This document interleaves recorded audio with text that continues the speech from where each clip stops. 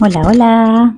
Bueno, hoy puede ser un episodio accidentado porque estoy en obra y decidí que grababa igual, a pesar de los ruidos de fondo y de que alguien me pueda venir a interrumpir porque, bueno, de esto se trata al menos por, por este momento, eh, nuestro espacio, el espacio de podcast que son como audios confesionales hoy, donde la lógica marketinera me diría que tengo que invertir en estudio, en luces, en video podcast. Yo cada vez, así te lo digo, a lo rosarino, si bien hace muchos años que no vivo en Rosario, cada vez te lo hago más caseritos. Bueno, hoy inauguramos como un nuevo ciclo porque tengo muchos temas de los que hablar en relación a la llegada de los 40. Resulta que sí, parece que no, pero sí, la vida pasa y los 40 han llegado. Si me preguntás así rapidito qué edad creo que tengo, yo creo que me quedé en los 28, 29. Tendría que indagar un poquito qué trauma me dejó ahí medio prendida, porque si bien soy consciente de todo lo que pasó entre los 30 y los 40, no me la creo. No me la creo. Todavía siento que hace poco que terminé la secundaria. Y no. Este año, el 17 de septiembre del 2025, cumplo 40 años. Y voy a hablar de esto, pero no solamente de cumplir 40, sino de qué se trata la vida a los 40. La mía y la de ustedes, porque a veces, hablo de la mía como una excusa también para hablar de la de todas, sabiendo que todas las vidas son diferentes, que hay matices, por supuesto, pero que también hay como un lugar muy común, al menos en ustedes, en mi comunidad, en las personas que me comparten sus historias, hay una resonancia con la propia, con la mía. En esto del ciclo de los 40 vamos a hablar de la pareja, la sexualidad, la maternidad, el maternar niños pequeños a los 40, el maternar adolescentes a los 40, de la salud hormonal, de la actividad física, de los suplementos, del sueño. ¿Por qué? Porque me obsesiona desde hace algún tiempo estudiar estos temas. Así, a lo nerd. Un poco entendí el funcionamiento de mi cerebro cuando me dieron el diagnóstico de la neurodiversidad y las altas capacidades y un posible TDAH. Y entendí que cuando yo me fascino con un tema, lo estudio tan profundo que después no sé qué hacer con toda esa información. A veces hago un curso para enseñar, pero a veces digo, no soy especialista, ¿no? Tengo que tener mis limitaciones, Violeta. Por favor, ubicate, así que de esto no podés dar clase. Pero al menos puedes compartir lo que aprendiste y a las conclusiones que llegaste, básicamente. ¿Cuál es tu filtro de eso que estás aprendiendo? Así que vamos a hablar de los 40 y la espiritualidad, porque creo que ahí también hay algo muy importante de los 40 y los duelos. Y quien dice 40 dice 35, dice 45, dice 50, ¿no? Vamos a pensarlo como un punto de reflexión, de inflexión y de reflexión.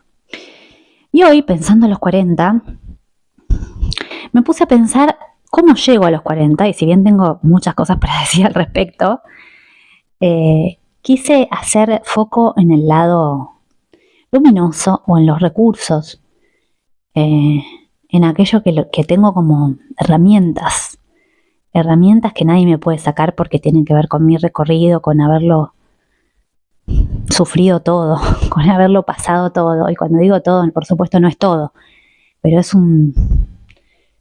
una calidad y cantidad de experiencias muy diversas y muy extraordinarias desde muy pequeña, extraordinarias en el sentido estricto de la palabra, muy fuera de lo común, que hoy por hoy me ponen de cara a todo lo que me falta, a todo lo que quisiera que suceda y no sucede, pero también a la primera gran reflexión, y es que gané muchísima más conciencia que habilidades.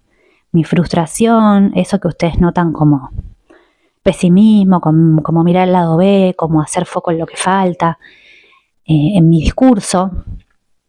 Por supuesto es aprendido, mi madre es muy parecida, y son lentes con los que mirar el mundo, es una manera muy aprendida de conectarse, digo, el amor para mí está muy ligado a hablar de cosas conflictivas. Digo, a mí me daban atención de chica cuando estaba enferma, cuando tenía un problema, cuando hablaba del vacío existencial de la humanidad. Pero, más allá de eso, estoy haciendo una pausa para pensar. Más allá de eso, hay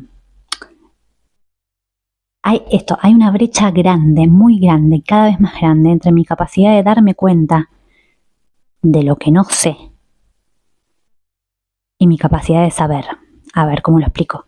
Esta gran frustración viene de la brecha. Voy a hacer un post sobre esto porque ya muchos autores hablaron sobre esto, pero nunca lo he hecho tan carne yo. De la brecha entre la capacidad y la competencia. La competencia en algo.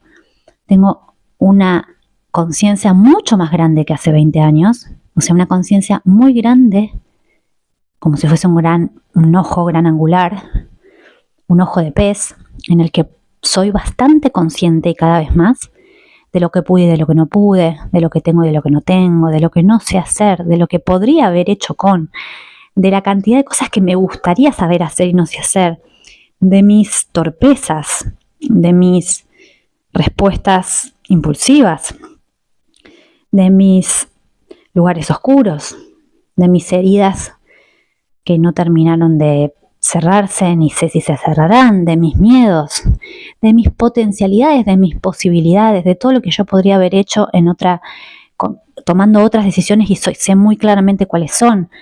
Una gran conciencia alimentada por mi entusiasmo por aprender de mí misma, de mis propios procesos, del funcionamiento de mi psiquis y de todas las cosas que he pasado, en las cuales siempre pienso, pero no para cambiarlas, sino para aprender de ellas. La distancia entre lo que entiendo es enorme en función de lo que puedo con eso. Quiere decir, veo el no, hasta puedo nombrar, etiquetar, saber cuál es la problemática y no tengo la herramienta correcta para arreglarlo. Es como si yo fuese una experta en filtraciones de techo, sé todo de filtraciones de techo, puedo encontrar todas las mini filtraciones de techo, encuentro todos los riesgos asociados y no sé cómo pasar un enduido o rasquetear una pared. Entonces es muy frustrante saber todo eso y no tener la herramienta, no saber usarla. Claro, en un techo uno de última puede ser el que ve la teoría y no hace la práctica y trabajar con otro que hace la práctica. Cuando se trata de uno mismo, hay cosas que uno las puede delegar porque dice, bueno, no es mi área y esto necesita una herramienta, hacerme una herramienta externa, y hay veces que no, que uno tiene que aprender a usar la herramienta, sobre todo si son herramientas de recursos emocionales y que tienen que ver con la propia vida y el buen vivir. Bueno, esa gran brecha es una de las cosas más interesantes de los 40, porque por un lado es ver todo lo que no tengo y por el otro lado es celebrar que soy consciente de hacia dónde quiero ir, porque puedo hacer un análisis muy profundo de lo que está sucediendo, aunque no tengo las herramientas. Hay algo en la persona analítica que yo siempre lo relaciono con cierta infelicidad, como si la persona que realmente es muy intelectual le da mucha vuelta y que está muy agarrada de lo que ve y de lo que es, si no se abre a algo mayor ligado al amor, al gran espíritu, a la conciencia, si no puede sentir algo de eso, que es lo que venimos hablando en episodios anteriores. La inteligencia, que está mal llamada inteligencia, pero su gran capacidad analítica lo condiciona a vivir una buena vida. Eso es lo que siento que me pasa. La capacidad de analizar las cosas y de encontrarles a veces el sentido oculto que tienen, el lado B, propios y ajenos, hace que me desilusione un poco de todo también, porque me doy cuenta que las relaciones tienen un momento culmine y después se desintegran, que los proyectos también, que hasta los vínculos que uno piensa que nunca se van a terminar, se terminan, y que cambian los deseos, que cambian las necesidades y que uno vuelve a pisar una y otra vez la misma piedra si se trata de su herida más importante de apego o de infancia, que todos tenemos adentro una parte muy violenta y muy agresiva. Digo, puedo verlo en mí, puedo verlo en los demás y con todo esto muchas veces digo, bueno, ¿por dónde empiezo? Porque, a ver, necesito 100 vidas para elaborar todo esto. No una, voy a tener que elegir. Elegir es eliminar, repito, elegir es eliminar. Elegir es frustrar caminos, es decirle no a un montón de cosas, es ir más por los no que por los sí, y en eso estoy. Así que, empezando este ciclo y tomándome un matecito, quiero contarte que me puse a pensar, entonces llego a los 40, ¿cuáles son las herramientas más importantes? Ahí me la pregunto, ahí puedo responder las amigas, sin duda, puedo responder las terapias que hice, sin duda, puedo responder la capacidad de mirar y ver con perspectiva, sin duda, puedo responder que ahora sé que es lo importante para mí, lo valioso, y antes no entendía muy bien qué es lo valioso y qué no. Pero la verdad que estas tres que te voy a decir le ganan a todo eso. Me retrotraje durante un minuto a mi tremenda depresión de los 17 años. Cuando terminé la secundaria me vine a vivir sola a Buenos Aires, desde Rosario natal, sola, con trastorno de alimentación severo por atracón, subía y bajaba de a 20 kilos, con depresión, una depresión muy jodida que a veces me costaba levantarme de la cama, aún así haciendo 2 carreras, comunicación social en la UBA y TEA Imagen, producción integral de televisión, con hipocondría, creyendo todos los días que iba a morir, haciéndome todo tipo de exámenes, encontrando nuevas amistades, pero apenas pudiendo, porque estaba recién llegada, en pleno barrio de Congreso.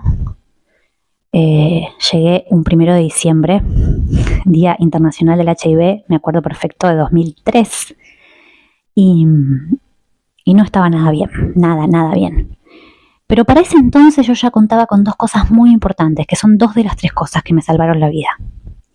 Digo me salvaron la vida porque si esto no hubiese estado, en ese episodio en el que confluyeron mi adolescencia, la independencia, aprender a vivir sola, aprender a ganar plata, aprender a estudiar, aprender de las relaciones, porque no había, si bien había tenido novios, no había tenido ni siquiera mi primera relación sexual. O sea, aprender qué quería yo de la vida. En ese contexto de trastorno de alimentación, de depresión, de trastorno de ansiedad, ataques de pánico, que sentía que iba a morir porque eso se mezclaba con la hipocondría y estaba todos los días en la guardia. En esa realidad yo podría haber enloquecido literal. O sea, si bien se supone que la neurosis, la depresión, bueno, yo estaba en el límite entre la cordura y la locura, por no decir el límite entre la neurosis y la psicosis, y necesitaba muchísimo apoyo terapéutico, psiquiátrico. De hecho, me medicaron muy tempranamente y desde ahí la medicación psiquiátrica siempre estuvo y no estuvo, pero fue algo que fue y vino mucho tiempo y que me acompaña desde la adolescencia justamente.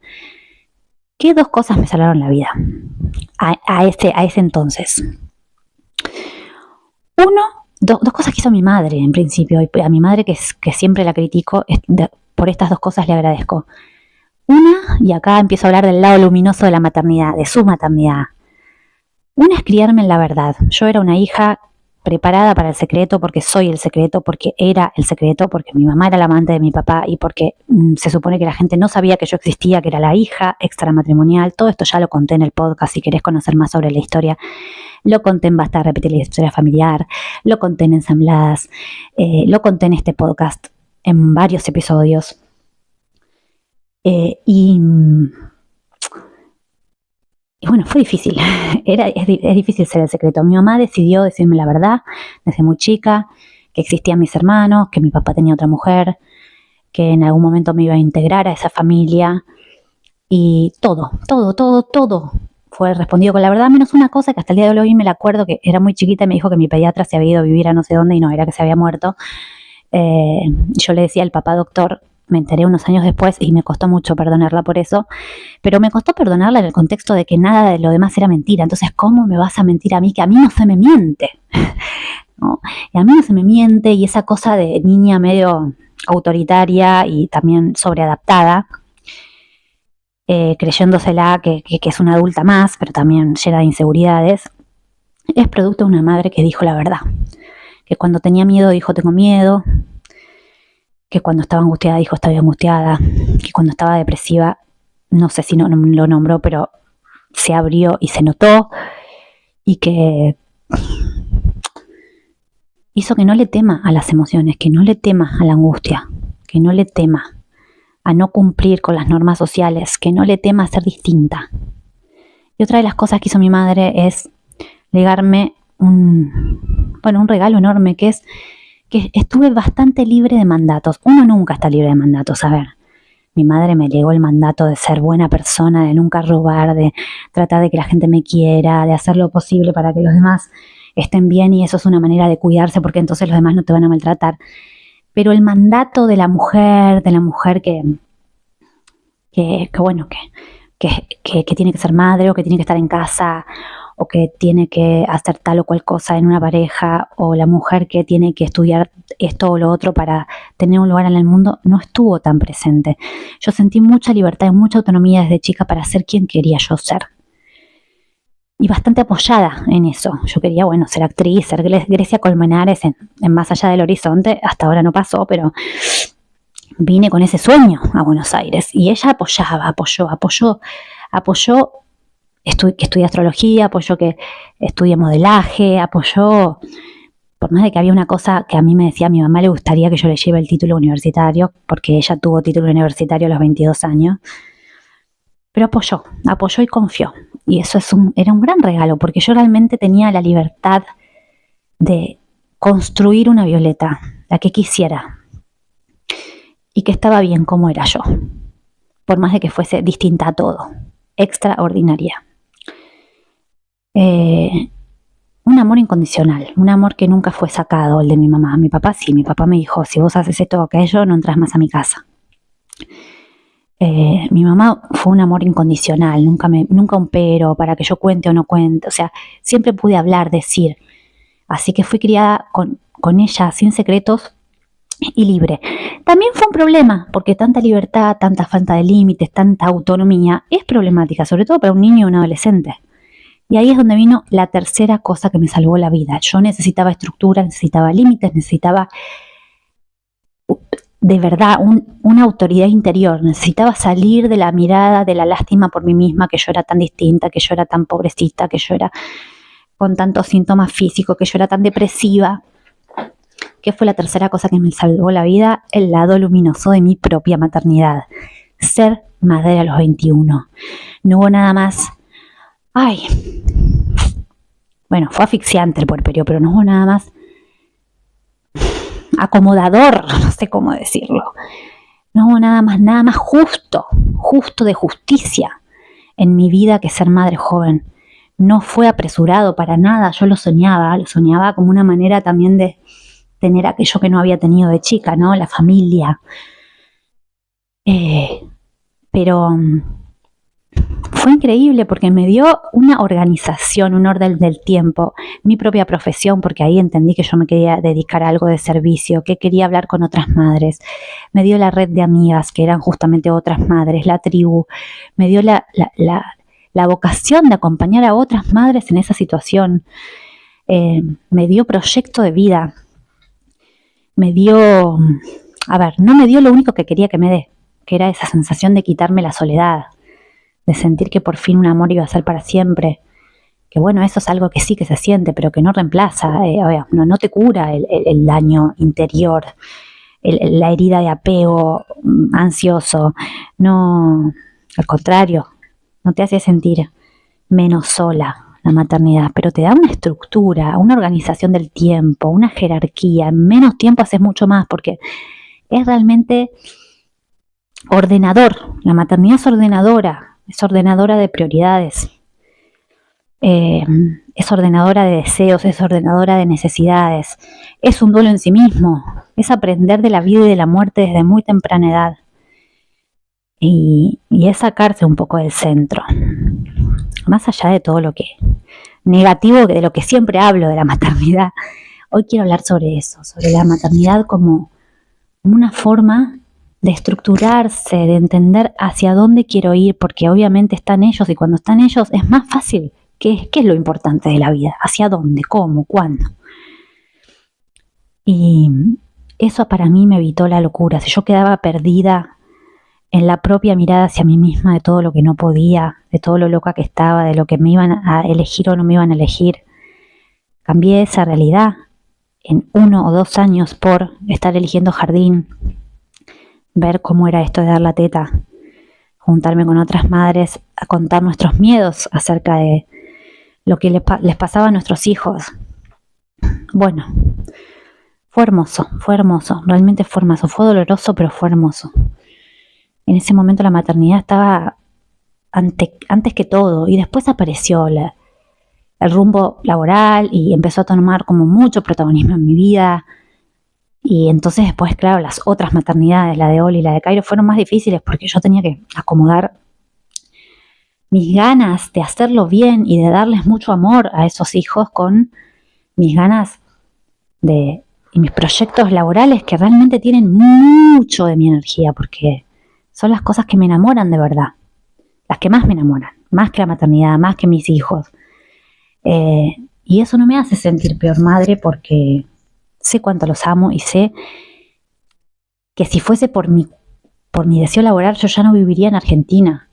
Yo no estaría acá. Yo estoy acá y las elecciones que tomo, las tomo pensando primero en nunca separarme de ellos, jamás. Y eso a veces implica, bueno, vivir donde viven los padres de ellos, porque estoy separada de los padres de los 2 mayores.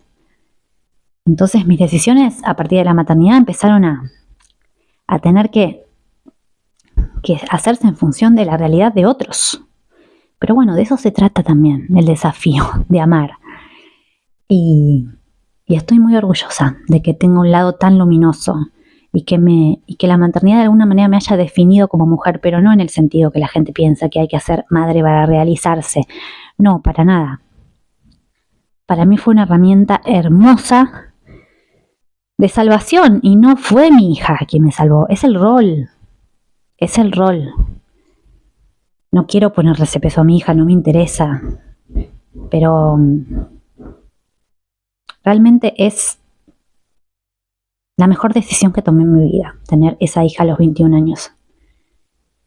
Porque muy contrario a lo que la gente piensa, a mí me aclaró para dónde tenía que ir profesionalmente, laboralmente, económicamente.